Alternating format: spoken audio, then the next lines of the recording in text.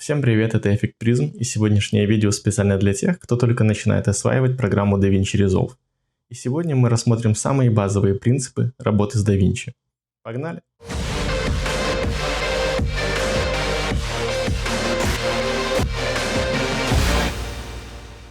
Сразу же после запуска DaVinci встречает нас вот таким окном. Давайте сначала рассмотрим его левую часть. В левой части располагаются базы данных. У вас, скорее всего, будет только Local Database. Это база, созданная по умолчанию. Она находится на системном диске, если у вас Windows. И если вы регулярно переустанавливаете систему или у вас какие-то с ней бывают проблемы, я рекомендую сразу же создать отдельную базу для того, чтобы при переустановке системы не потерять уже созданные вами проекты. Для этого нажмите Add Project Library, укажите имя базы и с помощью кнопки Browse укажите место, где будет эта база храниться. И желательно указать не диск C, а там D, E, любой другой. В правой части находятся уже ваши проекты. Если у вас их нет, значит у вас будет только плитка Untitled Project. Здесь внизу есть кнопки Export-Import. Это для того, чтобы заархивировать какой-то проект и перенести его на другой компьютер.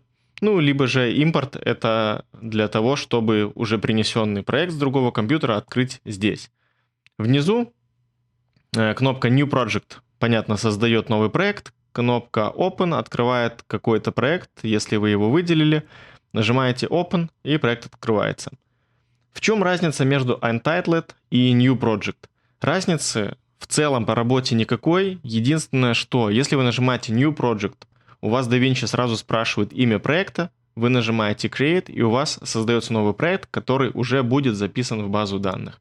Если вы нажмете Untitled Project, у вас просто откроется DaVinci, вы сможете уже работать, но проект еще не будет сохранен, пока вы его не сохраните либо клавишами Ctrl-S, либо через стандартное меню файл.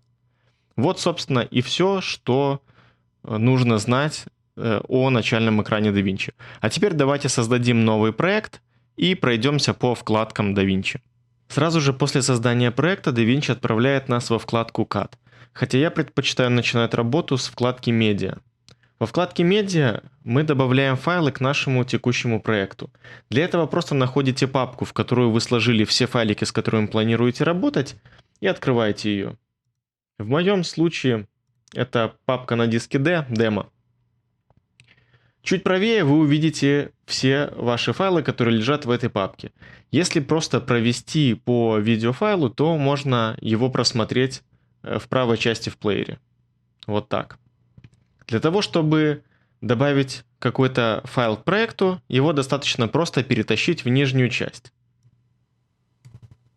Иногда всплывает вот такое окно. Это значит, что частота кадров в выбранном файле и частота кадров в настройках проекта не совпадают. И здесь DaVinci отправляет вам запрос, изменить ли настройки проекта. Если вы нажимаете Change, соответственно, проект подстраивается под частоту кадров видео. Если нажимаете Don't Change, настройки проекта остаются неизменными. Я рекомендую нажимать Change для того, чтобы частота кадров везде совпадала. Если вы точно знаете, зачем вам не нужно этого делать, нажимайте Don't Change. Пока что я изменю. Если вы перетянете папку, то сюда добавится только то, что лежит в этой папке. Например, здесь у меня одна картинка. Я перетаскиваю эту папку сюда, и вот эта картинка здесь. Если же вы хотите добавить именно папку к проекту со всем ее содержимым и так, чтобы оно было сгруппировано как папка, то берете папочку и перетаскиваете ее сюда, на мастер. И тогда в мастере появляется вот эта ваша папка. Например, давайте еще одну перетянем. Вот так у нас есть папка с картинкой, папка с музыкой и папка мастер, где лежит все остальное. И также папочки тоже здесь отображаются. В правой части плеер, тут, я думаю, все понятно и очевидно. Есть инспектор метадаты, в котором вы можете посмотреть информацию по вашему файлу, то есть его разрешение, частоту кадров и то, что в него записала камера, на которую вы снимали. Вот, собственно, и все по вкладке «Медиа» для того, чтобы просто начать работу в DaVinci. Давайте двигаться дальше. Итак, вкладка «Cut». Вкладка «Cut» служит для первичного монтажа. В ней есть достаточно много всяких удобных фишек, но я ей практически не пользуюсь, потому что все, что мне нужно, дублируется на вкладке Edit. Поэтому я делаю все на вкладке Edit. Но я вам покажу некоторые фишки. Она очень удобна, кстати, если вы монтируете очень длинное видео. Потому что, смотрите, перетаскиваем какой-нибудь файлик на таймлайн, и какой бы он ни был длины, он сразу же занимает всю длину таймлайна в верхней части. В нижней части он же только в более детализированном виде. Почему это удобно? Потому что, например, вы накидаете несколько файлов, там, например, возьмете еще один, можно перетащить просто в самый конец таймлайна и добавить его. И у вас уже таймлиния стала длиннее на длину добавленного второго файлика, но она также отображается просто на ширину экрана. Это действительно удобно. Дальше, например, вам нужно добавить какой-то клип в середину между двумя другими. Достаточно поставить playhead на стык, выделить какой-то еще видеофайлик и нажать Smart Insert. И он добавится ровно между предыдущими двумя клипами. Если вам нужно добавить какой-то файлик в конец, да, можно перетащить, как я уже показал, но опять же, можно его просто выделить и нажать кнопку Append. И он добавится именно в конец вашей таймлинии. Дальше. Есть кнопка Ripple Override. Что она делает? Например, вы передумали добавлять вот этот клип, и вместо него вы хотите добавить, например, вот этот. Выделяете этот клип, выделяете здесь и нажимаете Ripple Override. И он просто заменяется. Дальше. Кнопка Close Up. Никогда я не пользовался. Она делает странную вещь. Я не знаю, почему ее вынесли в быстрый доступ. Неужели она так востребована? Эта кнопка дублирует часть вашего текущего клипа, там где playhead, добавляет его на слой выше и уже как бы с некоторым зумом. То есть если заглянуть сюда, вот у нас оригинальный клип, его размеры 1, то есть это обычный оригинальный размер. А если посмотреть сюда, то он здесь двукратный. Непонятно, зачем эта функция, я ей, честно говоря, никогда не пользовался. Дальше. Кнопка Place on Top. Это с помощью этой кнопки вы просто клип добавите на слой выше, чем тот, на котором лежит последний клип. То есть здесь у меня все лежат на первой дорожке. Значит, если я хочу добавить вот этот клип на дорожку выше, я нажимаю Place on Top. И начиная от текущего положения playhead, этот клип кладется на вторую дорожку. Если я поставлю playhead сюда и нажму Place on Top еще раз, значит у меня на третью дорожку добавится этот клип. И последняя кнопка Source Override. Что она делает? Ставите playhead напротив того клипа, который вы хотите как бы заменить на другой. А здесь DaVinci смотрит на клип, который находится выше всех. В данном случае выше всех у нас находится вот этот клип. И вы хотите его не то чтобы заменить, вы хотите, чтобы виден был в этом месте другой.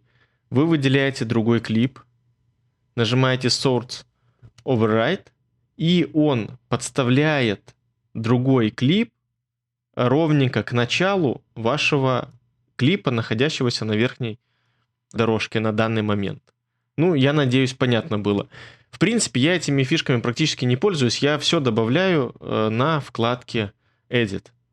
Давайте, в общем-то, на нее и перейдем. Итак, вкладка Edit. Вкладка, на которой я провожу больше всего времени, не считая Fusion. В левой части вы можете видеть папки, которые вы добавили, ваши файлики. В нижней части, если у вас включена кнопка Effects, вы можете видеть эффекты. Причем теперь в DaVinci, начиная с, наверное, версии 17 или даже с 18, добавили предпросмотр эффектов, просто проводя мышкой по эффекту.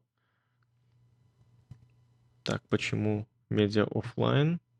Вот так, например. Если вы хотите просмотреть, как у вас будет смотреться ваш клип с наложением вот такого эффекта, просто проводите мышкой влево-вправо и смотрите. То же самое и с переходами сделали. Давайте посмотрим. Папка Video Transitions.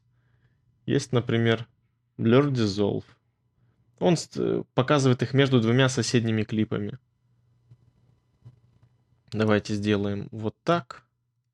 Будет лучше. Чтобы добавить переход, нужно просто перетянуть его на стык двух клипов. Переходу нужен небольшой запас, поэтому видео должны быть подрезаны с двух сторон.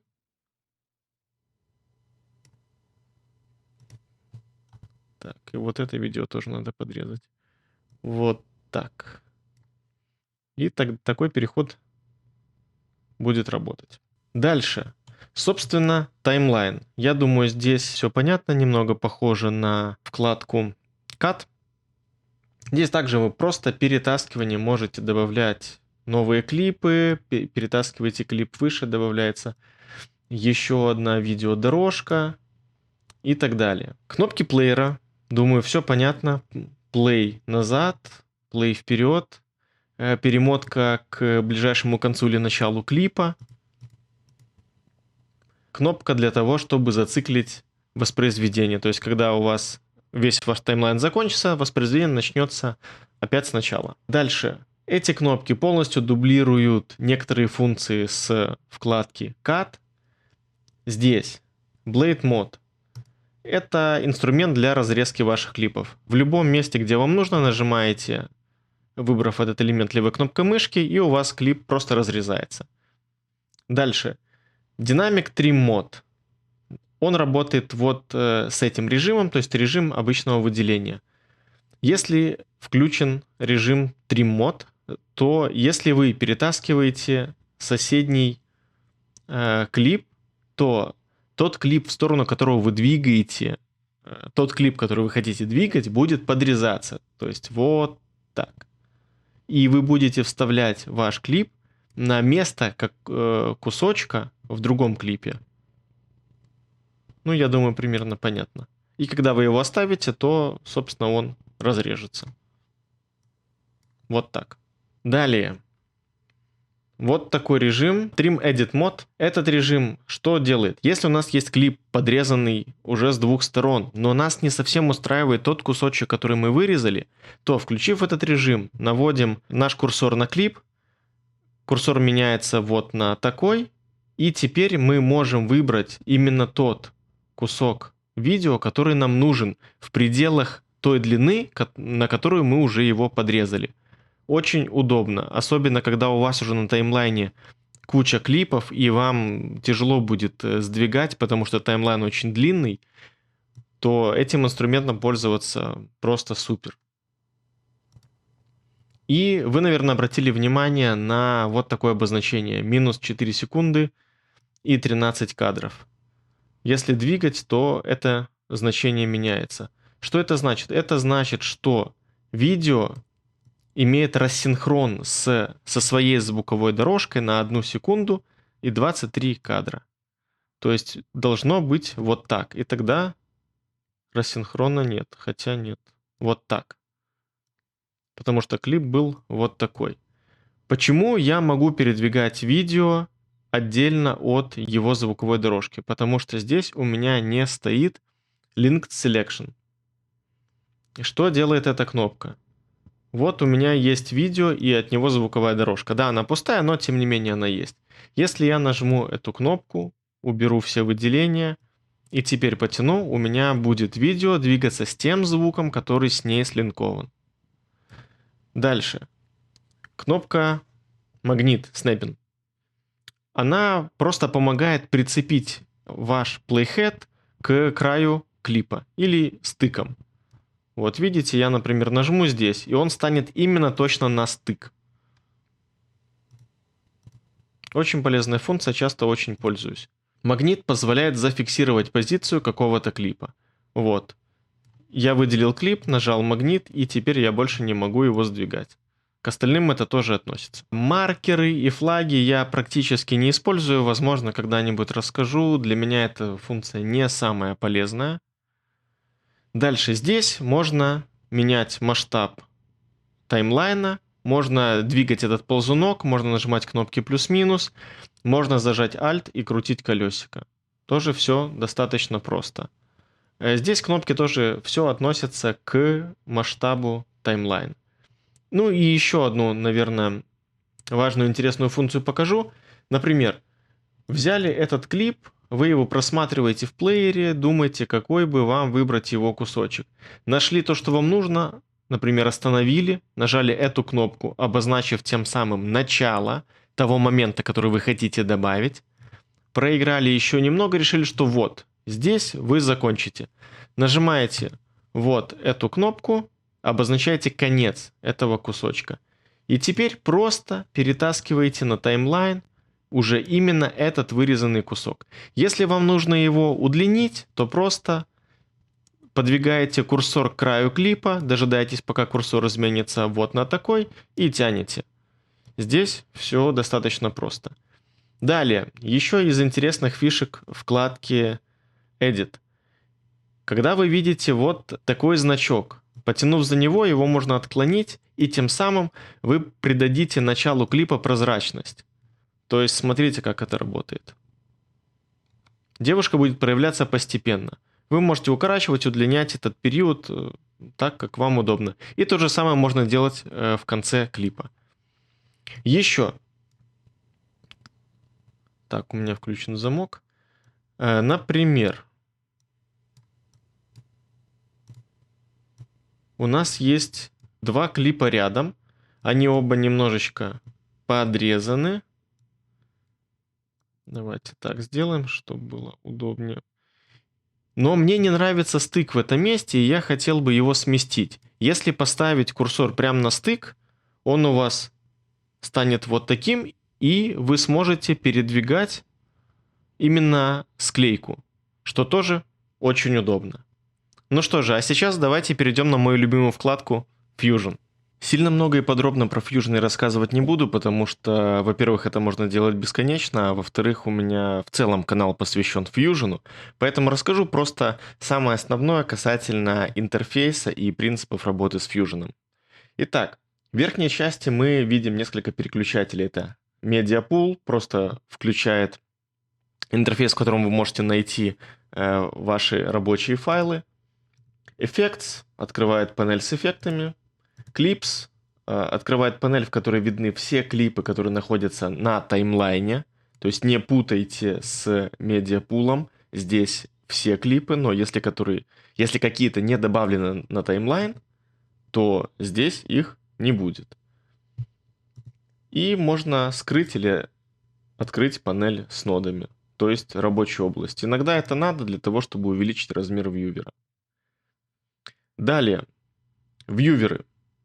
Их два, левый и правый. Это сделано для того, чтобы в любом месте вашей композиции вы могли одновременно видеть, что происходит в двух нодах.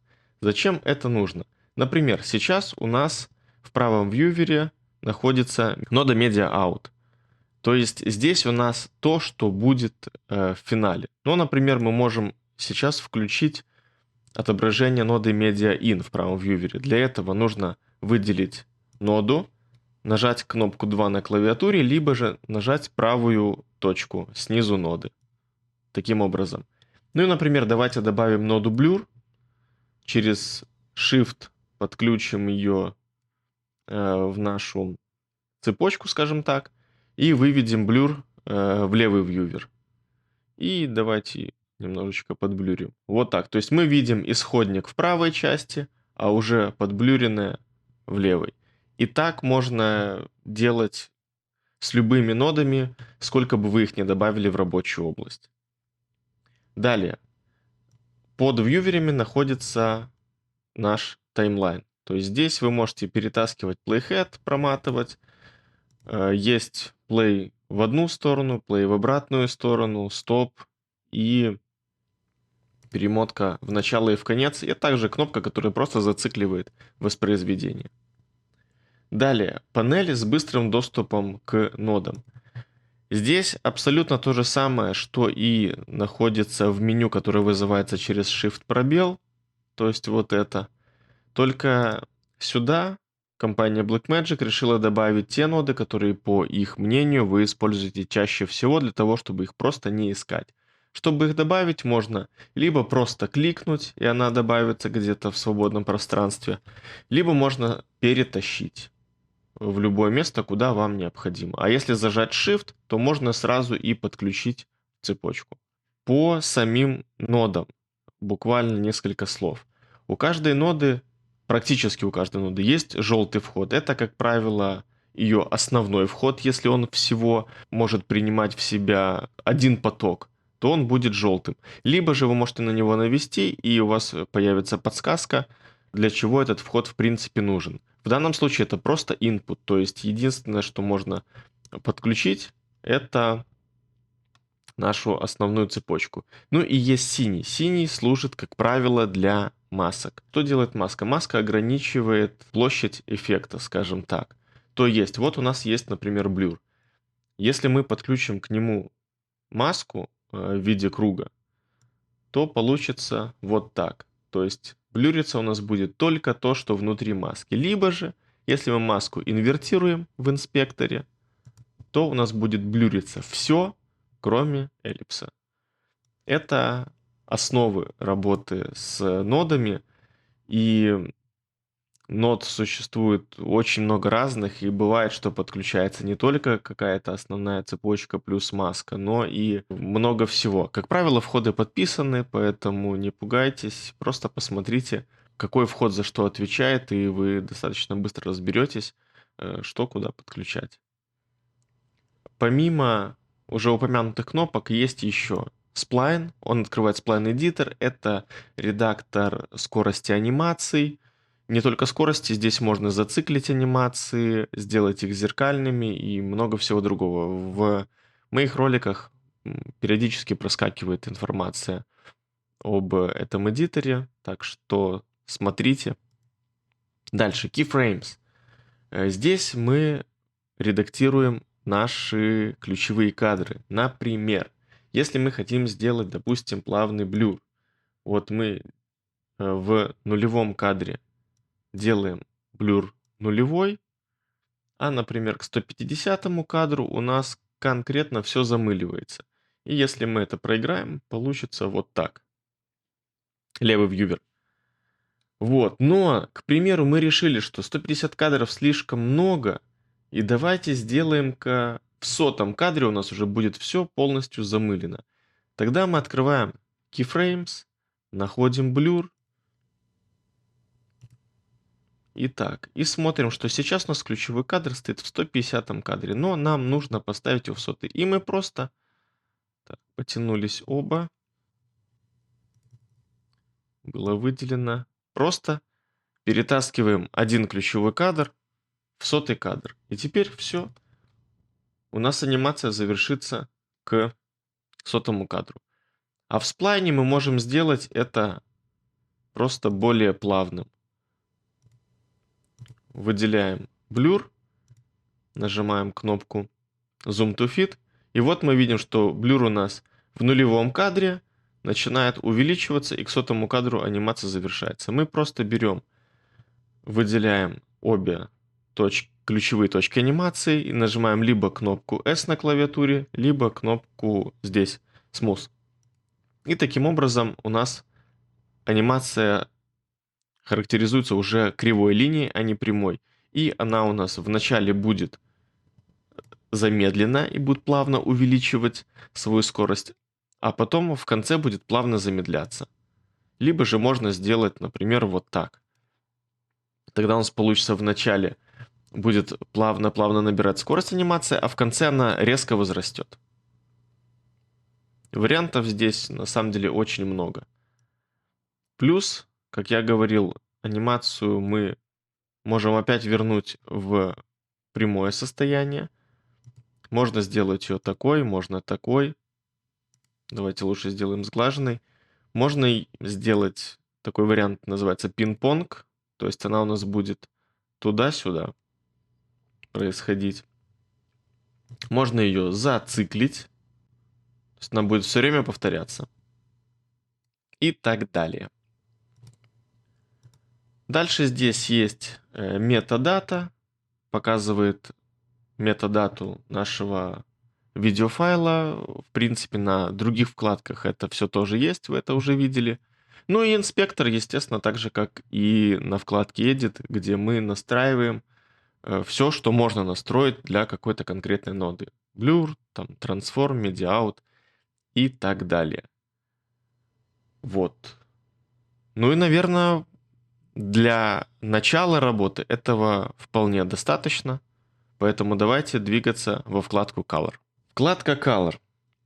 Про нее тоже можно рассказывать достаточно долго, если не бесконечно, потому что в ней можно делать, очень-очень много всего. Но на начальных этапах не обязательно знать и запоминать все. Более того, я думаю, что на начальных этапах вы, в принципе, особо не будете заниматься покраской. Вот, потому что вообще это такой достаточно скрупулезный процесс, и здесь нужно действительно разбираться для того, чтобы покрасить нормально. Разве что, если вы захотите просто сделать видео черно-белым, то, конечно, здесь особо много знаний не нужно. Но, тем не менее, я просто расскажу общее положение касательно вкладки Color. Опять же, здесь тоже сверху есть включатели-выключатели различных компонентов интерфейса, то есть там галерея, луты, если они у вас есть, медиапул, опять же, отображает наши рабочие файлы. Здесь можно включить-выключить таймлайн. Здесь он в упрощенном виде отображает все наши клипы. Здесь в разделе Clips как раз-таки все клипы в более подробном виде показаны. Их можно включить-выключить вот этой кнопкой. Ноды. Панель с нодами тоже отключается, и панель эффектов тоже можно выключить. И еще есть Lightbox. Итак, здесь нодовая система, но работает она не точно так же, как и в Fusion. Здесь каждая нода самостоятельная, и в ней вы можете производить какие-то действия. То есть произвести в какой-то ноде цветокоррекцию, наложить маску и так далее. А в соседней ноде сделать что-то другое. То есть как это работает? Вот у нас есть нода по умолчанию. Первая нода создается всегда для любого из этих клипов. Ну, давайте начнем с первого клипа. И нам здесь, допустим, нужен блюр. Мы берем из эффектов, перетаскиваем блюр на эту ноду, и вот мы видим, какой блюр дает эффект. Ну и, естественно, в инспекторе его настраиваем. Вот примерно так. Потом кнопками Alt-S мы создаем следующую ноду, и в ней мы, например, можем сделать все это черно-белым. Мы просто выделяем эту ноду, потому что мы уже работаем с ней, и, например, здесь убираем Saturation. И получается, что у нас изображение черно-белое. Вот так. То есть здесь мы сделали блюр, можем здесь сделать еще что-нибудь. Вот. А в этой ноде мы сделали изображение черно-белым.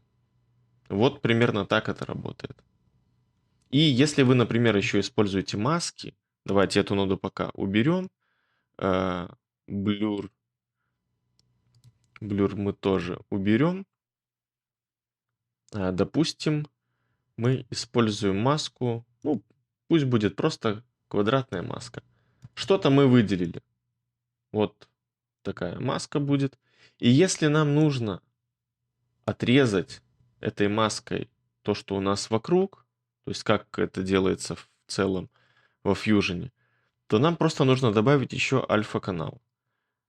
В области нод нажимаем правой кнопкой, выбираем Add Alpha Output и синий выход ноды добавляем, перетягиваем к альфа-выходу. И получается, что у нас добавляется еще альфа-канал, и таким образом все, что вокруг маски, становится прозрачным.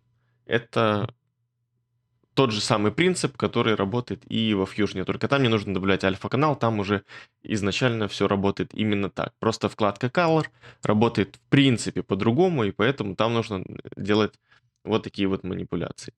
Кроме того, во вкладке Color корректировать цвета можно несколькими способами. Давайте пока здесь тоже маску уберем. Э, Давайте рассмотрим круги корректировки цвета.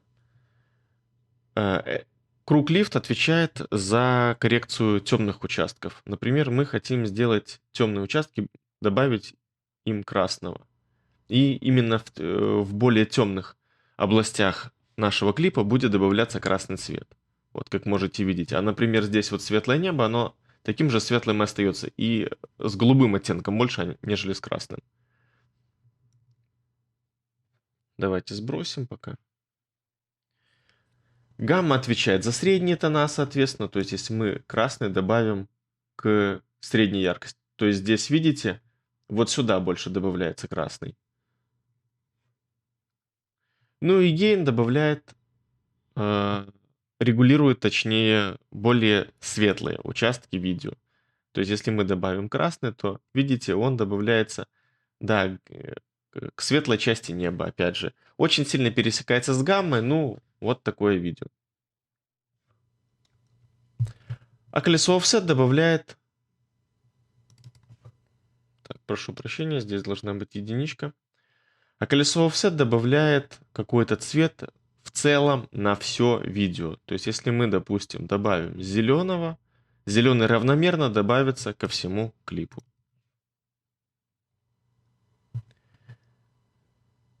Корректировать цвета можно, например, кривыми. Можно вот таким вариантом. Есть Qualifier. Qualifier создает маску из какого-либо цвета. Но это уже более профессиональный инструмент, и про него тоже можно очень долго рассказывать, поэтому сейчас я его затрагивать не планирую. Как я уже и показывал маски, трекер, в принципе, точно такой же трекер, как и во Fusion. Magic Mask, она есть только в платной версии. Это та же Magic Mask, что и есть во Fusion. Кстати, здесь она появилась раньше. В целом работает точно так же. Blur, Keyer, Sizing, то есть изменение размера. И 3D. У меня она пока не активна. Честно говоря, пока что я ей даже и не пользовался. И здесь еще есть у нас keyframes, то есть мы можем делать анимации даже на вкладке Color для того, чтобы анимировать цветокоррекцию. Например, сделать плавное превращение нашего видео в черно-белое или наоборот. Вот, собственно, и все касательно основ. В будущем, возможно, будут какие-то более подробные уроки, но я думаю, что для того, чтобы просто начать и не сильно переживать за сложный интерфейс, уже можно. Поэтому давайте двигаться дальше во вкладку Fairlight, в которой у нас редактируется звук. Итак, вкладка Fairlight. Здесь происходит обработка звука. Но я думаю, что если вы только-только начинаете работать с DaVinci, то вряд ли вы будете заострять свое внимание именно на этой вкладке, поэтому я покажу лишь самые-самые основы. Также у нас, как и в остальных практически всех вкладках в DaVinci, присутствует Media Pool, который можно включить в верхнем меню. Также есть меню эффектов, естественно. Все дорожки, библиотека звуков, если она у вас есть, и инструмент для работы с диалогами. Я пока что с ним не работал, потому что, как правило, записываю не диалоги, а монологи. Итак, Media Pool. Здесь нету файлов типа картинок и прочего, там 3D-моделей, например. Здесь либо звук, либо же видео, потому что в видео тоже есть звук. Ну и, например, нам нужно добавить музыку на фон. В принципе, это, естественно, можно сделать во вкладке Edit, но, допустим, вы хотите сделать это в Fairlight. Опять же, просто перетаскивайте на необходимую дорожку музыку и оставляйте ее здесь. Все, в общем-то. Если выделить аудиофайл, открыть инспектор, то открывается знакомый нам по вкладке Edit инспектор. Здесь он точно такой же, с ключевыми кадрами, со всеми теми же настройками, с эквалайзером и так далее. Вот. Далее, здесь у нас есть микшер, который можно включить вот на эту кнопку. Здесь можно положить эффекты на какую-то дорожку. Здесь не применяются не к конкретному аудиофайлу, а на дорожку. Здесь, например, мы положили музыку на дорожку аудио 4. Поэтому здесь в микшере находим 4-я дорожка, вот она. Эффекты добавляются через кнопку плюс, и здесь вы выбираете, что именно есть. Реверберация, дисторсия, различные эхо и так далее. В будущем я планирую сделать видео о некоторых эффектах и некоторых настройках на вкладке Fairlight, поэтому сейчас, опять же, не буду сильно много внимания этому уделять.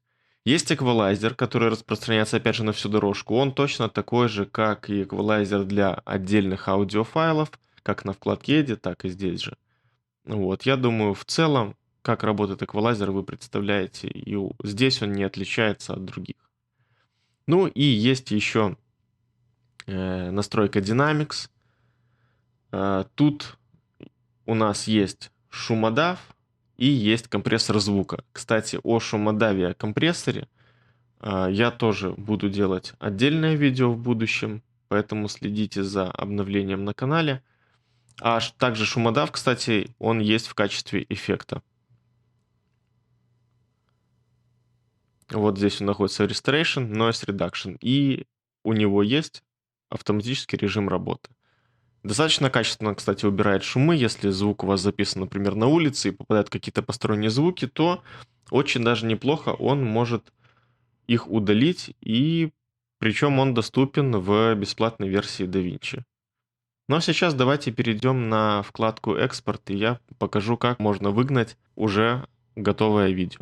На первый взгляд вкладка «Экспорт» выглядит достаточно страшно и сложно, но все на самом деле не так. В верхней части можно видеть уже готовые пресеты, например, для YouTube, Vimeo, Twitter и так далее. Я, как правило, пользуюсь кастом. В принципе, если хотите, пользуйтесь YouTube. YouTube 1080p, то есть Full HD. И здесь он подгружает вполне оптимальные настройки. Частоту кадров он берет из частоты кадров ваших клипов.